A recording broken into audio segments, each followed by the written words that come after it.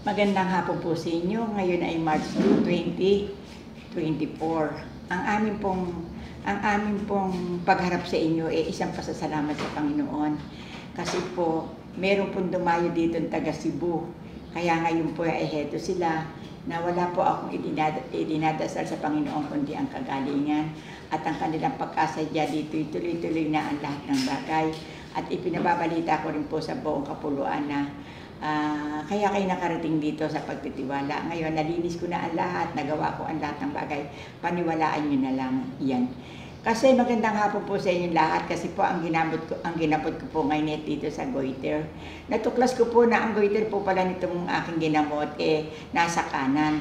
Ngayon, nilinis ko po lahat ng kanyang bituka, sa kanyang ihian. Pagkatapos po ng malinis ko, ang ginawa ko po nilagyan ko po ng Vicks ang kanyang lalamunan. Maganda na po ang ginawa at napalabas ko po yung maraming problema na sinabi ko po sa kanila na ito iko-cover na lang niya at ang tiyaga ng paggagawa ng yung po bang cover, magpapakulo po ng tubig at saka po itatapat na ganyan sa bibig para po yung bakterya matanggal.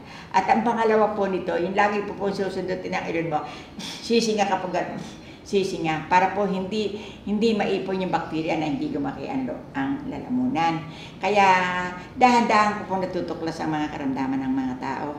Kaya kayo sanang nakakakilala sa akin. Susundin yung ibang sinasabi ko sa inyo.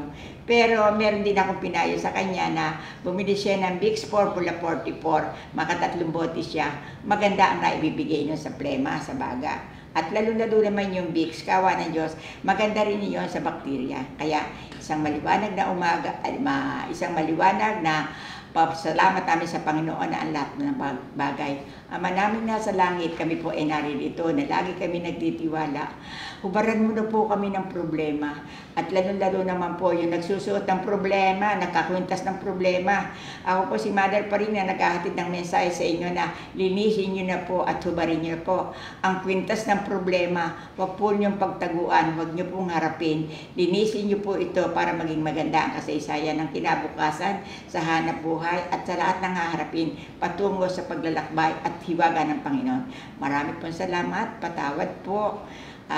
Bilang ako po ay naririto na lagi akong marap, nagpapasalamat po na walang katapusan sa hiwaga ng Diyos na ipinagkakaloob sa St. Joseph Chapel, Barangay Tabi, Ginto, Bulacan. Naghihintay ako sa mga taong nagtitiwala. Ito lang ako.